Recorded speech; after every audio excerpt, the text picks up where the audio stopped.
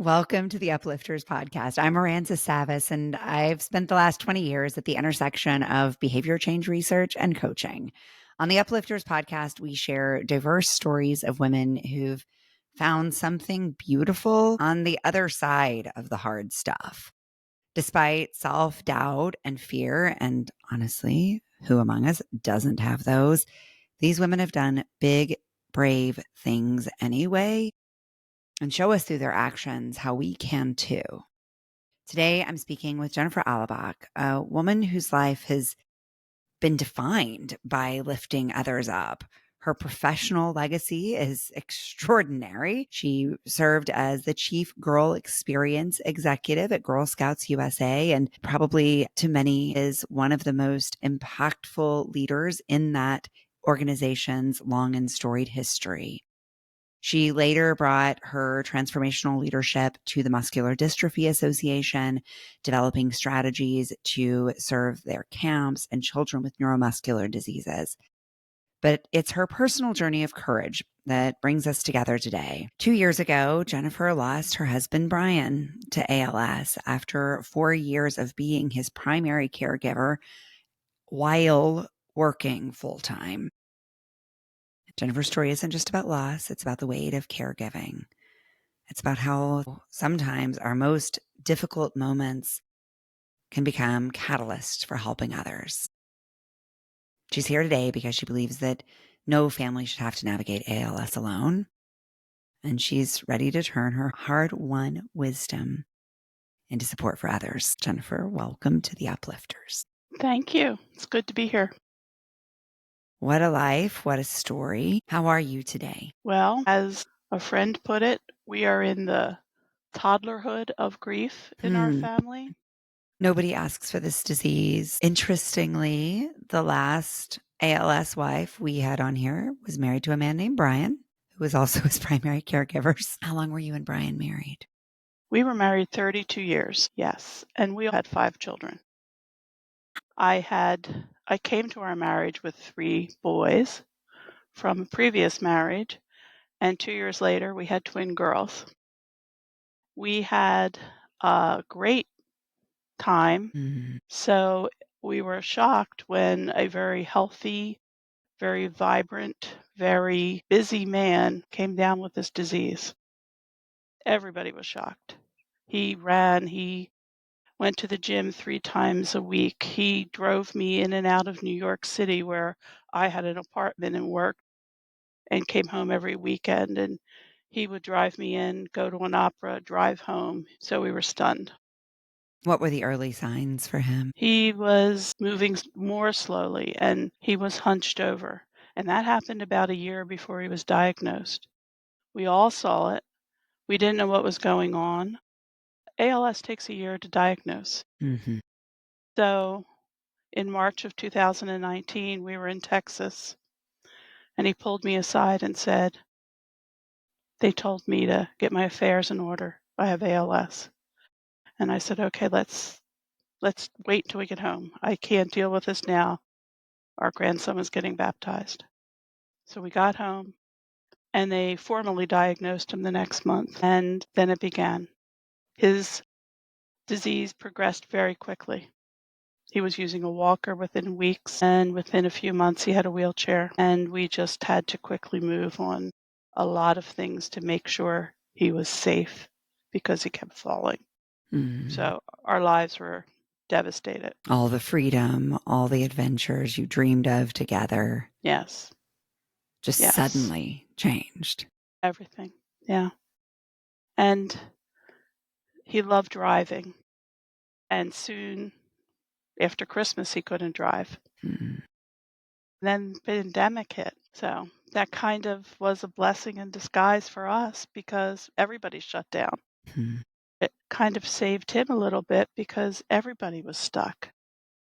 Except that our dreams of trips and things that we really wanted to do were shot because he never regained his health. ALS is a certain death.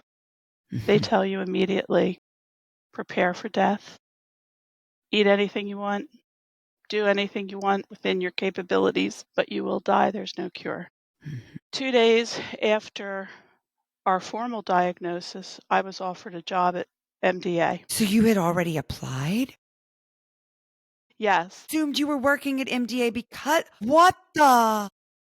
Talk about amazing coincidence. So explain the connection between MDA and ALS because I'll be honest, I Yes. didn't know until I started going to the MDA fundraisers. Yes. MDA is an amazing organization, and MDA looks at trying to find cures and servicing people with neurological diseases. Muscular Dystrophy Association, and they take care of children who have muscular dystrophy, all sorts of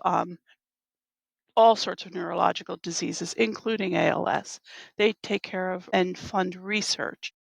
I was being heavily recruited while I was at Girl Scouts for almost a year to take on this job. I was very happy at Girl Scouts, loved my job. And my husband, who was an HR person, kept saying, talk to them. Nothing ventured, nothing gained. So I did. When all of this was happening, his diagnosis was in play. So he was diagnosed while they were offering me the job, and I couldn't, in good conscience, take a new job when I didn't know what was going to happen. Mhm. So I called the recruiting firm who called the CEO, and 20 minutes later, they called me back. She said, come on over. There's no better place for you. Oh my gosh. And those were her exact words. So I joined MDA because So MDA just has the most heartwarming people who just hug you with love and care, and they would help people if they needed a wheelchair, or they would help people with advice and love and care, as well as research money. There are clinics, the doctors just are all over the country. I met the son of the man who actually, this is not a wonderful thing to brag about, but who signed Lou Gehrig's death certificate. I mean, there are people here who have been there for generations working on ALS. So I went to work for them, and they were so understanding for our family and for Brian and me. But eventually, it got so difficult for me to work there and to be a caregiver. Through the pandemic, I closed up shop in New York and came home full time. mhm. MDA has the most amazing outlook on research for ALS. That's incredible doing. Thankfully, I've been exposed to some of it and it's an extraordinary organization made up of extraordinary people. How remarkable that timing is. What has this journey been like for you as a family? It's a big family. Everybody's spread out, it sounds like. Yes, And this didn't just happen to Brian and it didn't just happen to you and Brian. I know this impacted everyone. it did. And everyone took it differently. We would FaceTime our children, FaceTime our grandchildren. There would be calls, letters, cards, but it was hard. Our grandsons, 3 little boys who live in Texas, they would come home and they knew how to use the Hoyer lift, and they would take care of Pop-Pop and get him out of bed, and they would drive the wheelchair when he couldn't drive it anymore, and yet they would talk to him on FaceTime as whenever they could, but their dad and mom were missing him, and they were Mhm. missing the day-to-day. And my other 2 sons were having a hard time because they couldn't see the day-to-day, and they didn't know what the impact it was having on me. Mhm. My daughters, the same thing. This was their father and daddy's little girls. So we had a hard time communicating everything to them. They were older when this happened. They weren't around the house dealing with it as children. So it's very hard for me to be able to mother and grandmother Mhm. with them as with my husband. When Brian died, my oldest son was in Scotland on sabbatical and speaking. So that weighed heavily on us that we didn't have a normal existence as a family with terminal illness. My niece in Florida, she would get home as often as she could. Yeah. So the kids were really impacted as adults, and I Mhm. worried and worried about that. and I miss them. Yeah. To be somewhat selfish as a mom, I wasn't seeing them then. We Yeah. couldn't visit as much.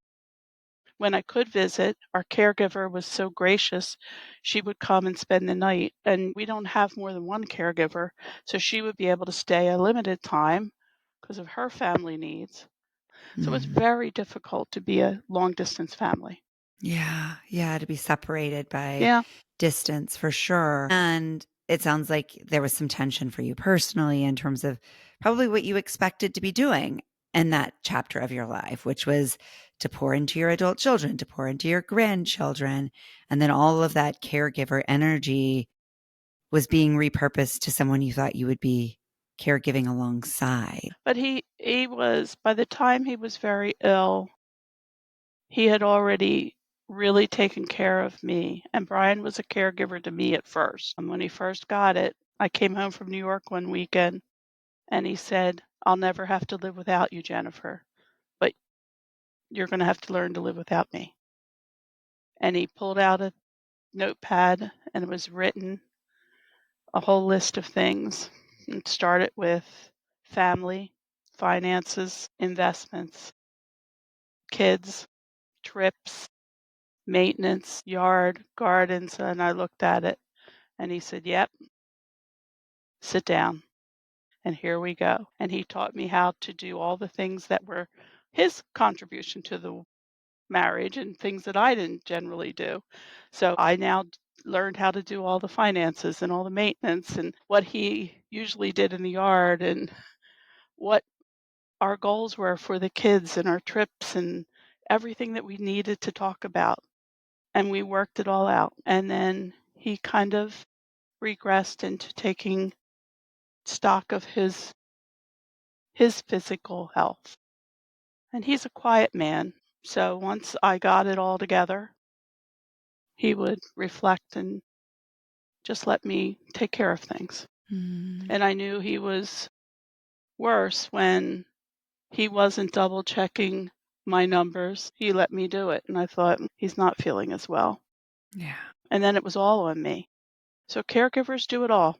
All of it. Yeah. Looking back now, what support do you wish you had had during that phase?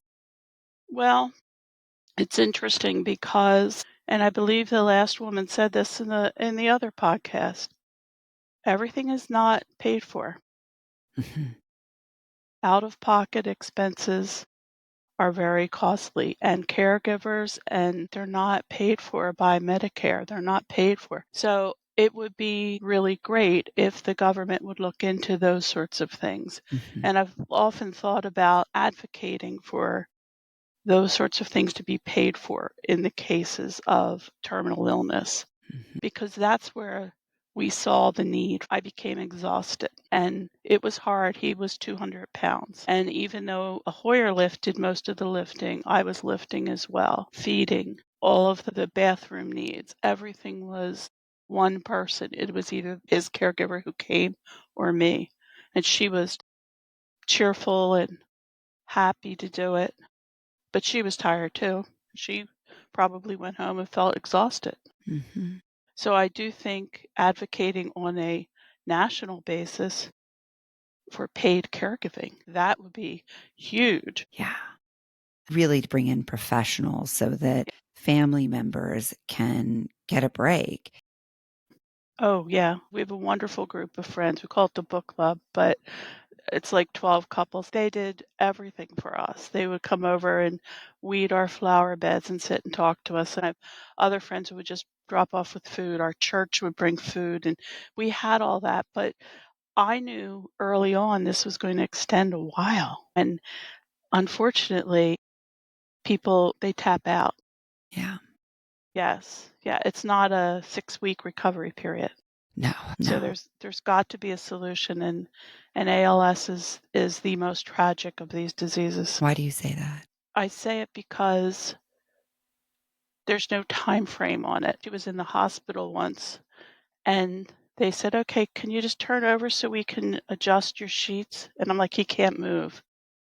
Even the health care people didn't know about ALS. So there has to be more awareness.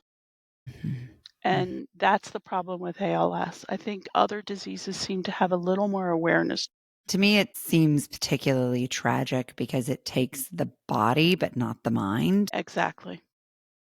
It's the involuntary versus the voluntary muscles, and people don't understand that. And Brian was able to speak till the very end, which was amazing. Yeah. But he was a singer. He was the church musician. He was the choir director. So he could sing, and I think his diaphragm was so strong that he was able to now he was very weak the last weekend before he died, but he actually whispered the Lord's Prayer before he died. And had he decided not to do the trach? He had a directive to do the trach until he saw all the children get married. And we had 4 weddings during the pandemic. Our children all decided to get 4 married. weddings? It was wonderful. And then after they got married, we sat down and I said, "Hey, bud, do you want to consider?" And I said, "Let me know." And that's how we discuss things. And he said, "Time to change the directive. I don't want the trach." Mhm. So we had the lawyer change the directive to a DNR. And that's how it ended. I bet that was hard. Yes, but it was fully his decision. Yeah, because that does prolong your life exponentially. Sort of indefinitely. Yes. Yes. But with such limited personal freedom. And it would take additional caregivers. Yeah, exactly. You have to Yes. have 24/7 care. I'm sorry, that was a very personal question. It's okay. I think it's important. I think it's to me part of why this disease feels so deeply tragic is you have to make this decision to keep a very specific type of life. And I think what your story illustrates is how personal that decision is depending on the life stage you're in. Yes. Yes. I mean, he felt watching them all get settled with a person they adored was so important. And then it was time to let go, let God. He was amazing. Sounds amazing. Yeah. He loved his children. He loved his grandchildren. He was a true hero. He never complained.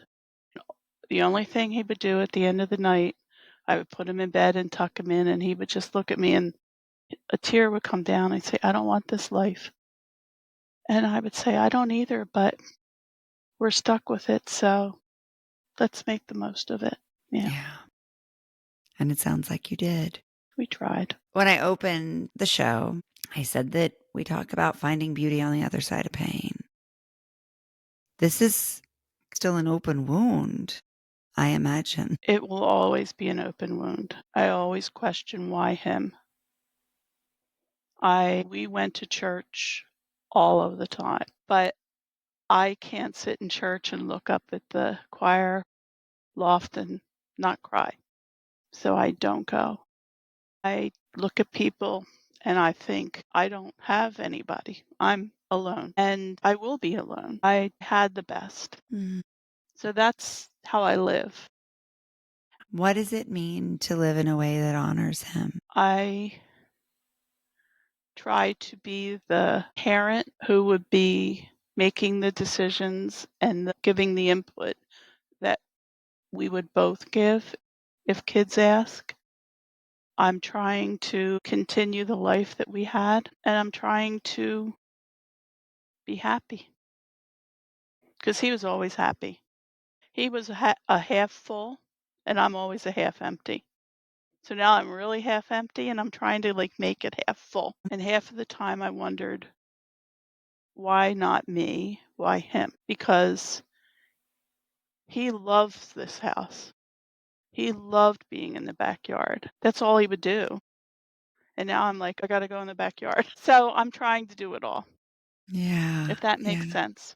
Yeah. It sounds like you're asking a lot of yourself. I'm trying. When you Yeah. say that you're trying to be happy, what are you doing for you? I have these 2 little guys that I spend 2 days a week with, and they keep me really happy. They're 2 and a Mm. half, and they call me Nini, and we play here all day long. And I spend time quilting, which sounds like an old lady, but I love it. Great. And I do like to just sit and relax and think about things and read, and I travel a lot. I see my kids. The life I want it, Right. and it's not the life anybody who loses somebody to ALS want it. No, no. So that's the problem. ALS just depletes you. And, I was depleted before he died and depleted in a different way after he died. Yeah. Yeah. And it sounds like you're doing the things you and Brian planned to do, Mhm. but because you're doing them alone, that difference is eating a lot of the joy. Yeah. It's true. It's true. It's true. But it'll get better. I won't get over it. No one Mhm. does. Right. No one does. What are your hopes for yourself in the coming years? Well, I want something to come out of this. There's 2 things that I want. Aside from family, I've just become involved with Girl Scouts in a different way, in a global way, the World Foundation, and working with 11 million girls around the world, making sure that we get funding for girls in 153 countries to bring leadership development around the world. That's something that I feel strongly about. But I feel like there's something left to be done from my perspective for ALS, and I want to help people. There's just little things to help people, and I don't know Yeah. exactly how or what. I have one guidebook that I think was written in the 90s, the Hmm. ALS handbook. But like there's things to do, and I don't know if it's finding funding for it, fund it myself, but Yeah. there's a lot of hints to share, and I haven't shared them yet, so I don't know how to do that. I think that's so powerful what you're saying there, because when I think back to the 100 plus conversations we've had here and I look at them zoomed out as research, one of the key themes that I see in these stories is that we alchemize pain into purpose. And I hear that echoed in your story. What that does then is it makes it meaningful in some way. Mhm. Doesn't make the Mhm. grief go away, No. but it does allow you to use it to help others. Yes, yes. I mean, there's probably just it just sounds so stupid, but I didn't realize that you couldn't turn a wheelchair at a right angle, did you? No. I mean, I didn't know that, so I had all the garden paths redesigned into curves, and Wow. he died too soon to use some of them, but it's like, those are the kind of things. And then there are people who will do that for you and who will do it willingly and cheaply or free. So is there a Where is way? the, yeah. Well, here's what I will tell you. I promise you, if you consolidate and capture those insights, I will gladly help you figure out what to do with them and how to share them. And I suspect just by saying this out loud, you will start to attract other people who want to help as well. And you have a pretty remarkable legacy of helping others. And one of the things I've learned about uplifters here too is that they have gained an extraordinary amount of community capital. It's one of the reasons so many people listen to so many of our episodes, because the people who have helped everyone else wants to help them. And so I feel pretty confident that if you decided you wanted to capture these and create something useful, there would be people who wanted to help you make a difference with it, including me. That would be great. Uh, I mean, as simple as when your husband gets ALS, you identify who you calling at 3 a.m. Who do you call in the supermarket when you see somebody you don't want to talk to so they can come pay for your groceries and you can run out? Like, there are things you need and you don't realize you need them. but if They you hear tried somebody else say it, you can have that awareness more exactly. quickly. I have them all in a notebook. Like, they tried to get me the one person I talked to tried to get me to install a portable bathtub that you blow up and you put your ALS patient in and you just put a little curtain around it and you put a garden hose in to bathe him. And I'm like, "What? Like a pet?" And I was like, "Why would I do that?" She goes, "Well, you have to get a caregiver. How can you do that in a renovation?" I'm like, "How do you know what I can do?" And I mean, it's like, no, you can't tell people what you can do. You have to find a way to do it, Mhm. right? Yeah, All that's right, right. I'll get Yeah. busy. All right. Yeah. I'm excited to see what you come up with. And I feel like if you were to share what you've created with other people who've been in your situation, it could be strengthened through the combined experience. Yes, because there's many more ideas now. And like, what would a piece look like that you could say was co created by 25 primary caregivers of ALS? And then it's just a matter of getting it to the people who need it. And It's there's lots amazing. of ways to do that. That's amazing. Like what's needed at different life stages. And for you to write from your unique perspective as a primary caregiver of a spouse, that is something, unfortunately, many, many, many more people will have to learn how to manage. But Unfortunately, yeah, perhaps through your experience, though, it can be a little easier for them. I like that. I love the smile on your face. Well, you've just helped me find my cup filler. Mm, yeah, the glass is half full and half empty, kind of all at once, isn't it? It is. With ALS, it is. I'm really, really glad we met. I am too. I can't wait to share what you create. Thank you. I'll And get I'm here, working on it. truly, truly. Okay. I happen to be really, really good at getting things done. I have a feeling you are. So you just let me know. I'd love to do that with you. I'd be Thank honored. you. Thank you. It was so nice to meet you. Thanks for watching the Uplifters podcast. If this inspired you, hit subscribe and tap the bell to stay uplifted. Give this video a thumbs up and share it with someone who needs a little lift today. Big love. Painted water sunshine with rosemary and thyme. Dwell in the perplexing, though you find it vexing. Toss a star and hover, be your own best lover. Relish in a new prime, plant a tree in springtime. Dance with idle hindsight, bring the sun to twilight.